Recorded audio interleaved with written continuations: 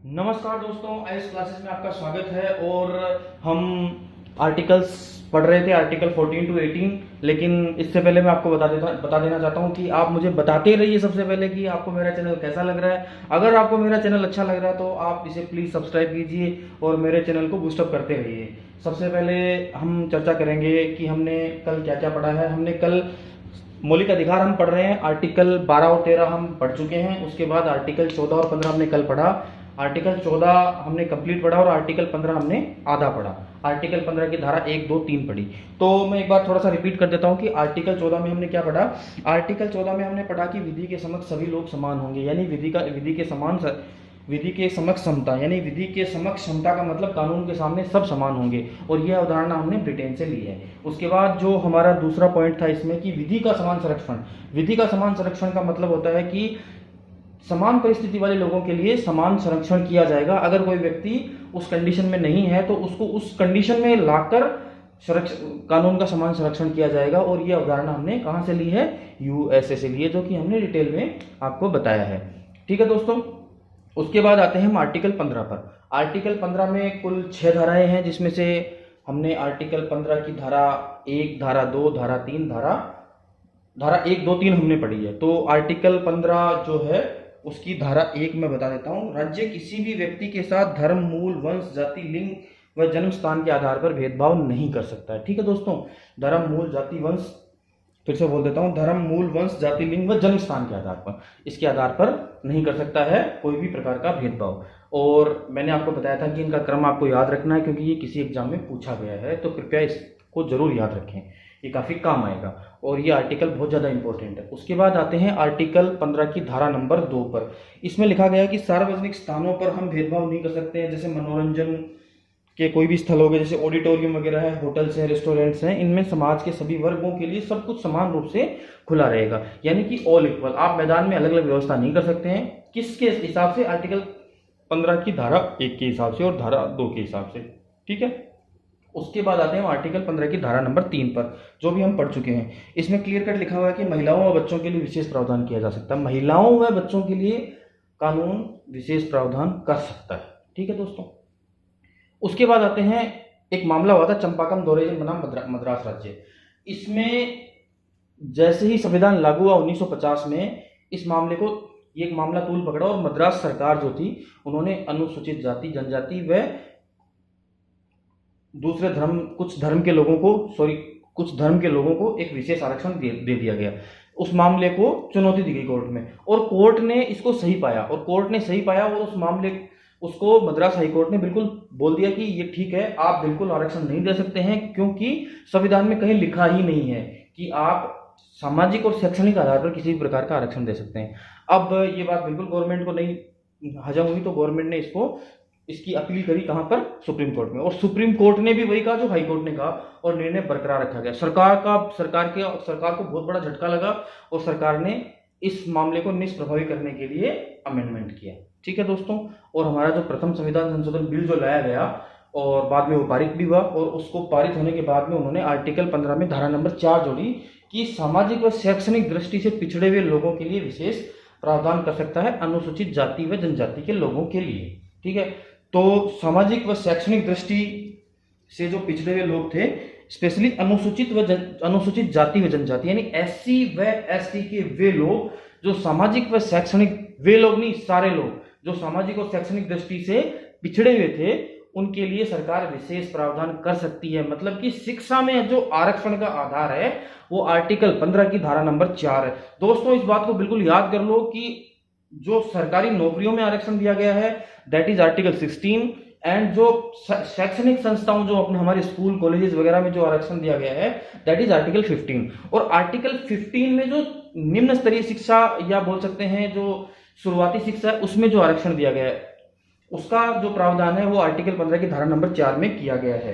ठीक है दोस्तों, तो इसमें कौन सा मामला हमें याद रखना है? इसमें हमें मामला याद रखना है चंपाकम दोरैजन बनाम मद्रास राज्य, जिसकी वजह से हमारा आर्टिकल जो 15(4) जुड़ा है इसी की वजह से जुड़ा है। ठीक है दोस्तों, ये क्लियर है? इसको आप याद रखना क्योंकि ये काफी इंपॉर्टेंट केस है। उसके बाद आते हैं आर्टिकल 15 की धारा नंबर 5। हाँ, इससे पहले मैं बता देता हूं कि कुछ लोगों ने अपील करी कि हमें स्पेशली अनुसूचित जाति व जनजाति के जो लोग थे उन्होंने बोला कि हमें उच्च शिक्षण संस्थानों में आरक्षण क्यों नहीं दिया जाता है। तो काफ़ी बहस हुई और सरकार काफ़ी आंदोलन भी हुए और आंदोलनों के पश्चात सरकार ने पाया कि बिल्कुल ठीक कह रहे हैं आप और आपको आरक्षण मिलना चाहिए, क्योंकि जब भी आरक्षण दिया जाता है तो उन लोगों का अनुपात देखा जाता है कि उस लेवल पर उन लोगों का अनुपात कितना है। और वाकई सुप्रीम कोर्ट ने जब इनसे डाटा मांगा अपनी केंद्र सरकार से, तो केंद्र सरकार ने बोला कि हमारे पास ये डाटा है और इन लोगों का प्रतिनिधित्व वाकई बहुत कम है। तो सरकार ने बिल्कुल सही फैसला लिया और सही फैसला लेने के बाद उन्होंने एक 93 अमेंडमेंट जो 2005 में किया गया, 93वां संविधान संशोधन 2005 में किया गया और उसमें आर्टिकल 15 में धारा नंबर 5 जोड़ी गई और उसमें क्लियर कट लिखा गया कि उच्च शिक्षण संस्थानों में भी एससी व एसटी को आरक्षण मिलेगा। आरक्षण का जो कॉन्सेप्ट है वो इसीलिए लाया गया कि जो पिछड़े रह गए उनको समाज की मुख्य धारा में लाना है।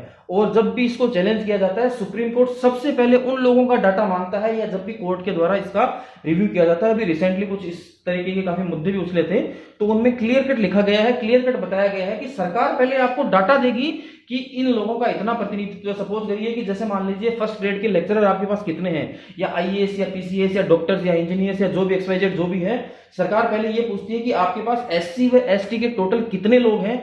अगर जैसे मान लीजिए कि देश के अंदर एससी की आबादी मान लीजिए 15 करोड़ है या 30 करोड़ है, तो अगर 30 करोड़ है, अगर 15% मान लीजिए या 17% मान लीजिए, अगर 17% अगर देश की आबादी है, तो क्या आईएएस पीसीएस आरएस जो भी फर्स्ट ग्रेड लेक्चरर्स हैं, जो भी कॉलेज प्रोफेसर हैं, असिस्टेंट प्रोफेसर हैं, वो उतने लोग उस सेवा में है या नहीं है। अगर वो लोग उस सेवा के अंदर हैं तो ये बिल्कुल क्लियर कट है कि उनको उस लेवल पर नहीं है। थोड़ा बहुत अगर प्लस माइनस होता है तो सरकार या कोर्ट भी सोच सकता है, सरकार भी सोच सकती है, लेकिन उस कंडीशन में बिल्कुल क्लियर कट बोलती है कोर्ट की अगर इनका प्रतिनिधित्व नहीं है मतलब आरक्षण का प्रावधान बिल्कुल सही है। और आरक्षण का मुख्य उद्देश्य यही है कि जो पिछड़े हुए लोग हैं उनको समाज की मुख्य धारा में लाना।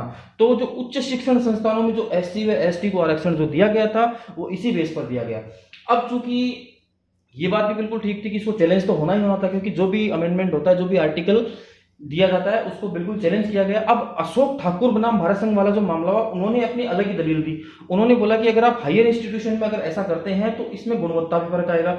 उनकी बात भी अपनी जगह सही है और सरकार की बात भी बिल्कुल सही है। शिक्षा की गुणवत्ता में फर्क, जैसे डॉक्टर्स हैं, इंजीनियर्स हैं, अगर आप इनकी जो पढ़ाई होती है अगर आप इनमें आरक्षण का प्रावधान करते हैं तो इनमें काफी समस्या रहेगी, क्योंकि मतलब आप ये समझ सकते हैं कि काफी मतलब फर्क रह जाएगा बच्चों में।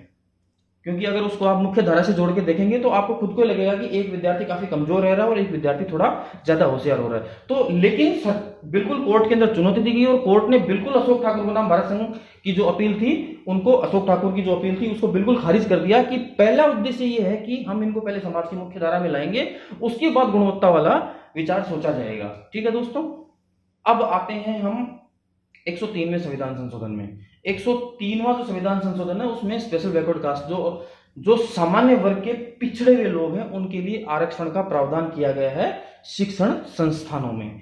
ठीक है, तो ये हमारी कौन सी धारा है? आर्टिकल 15 की धारा 6 है।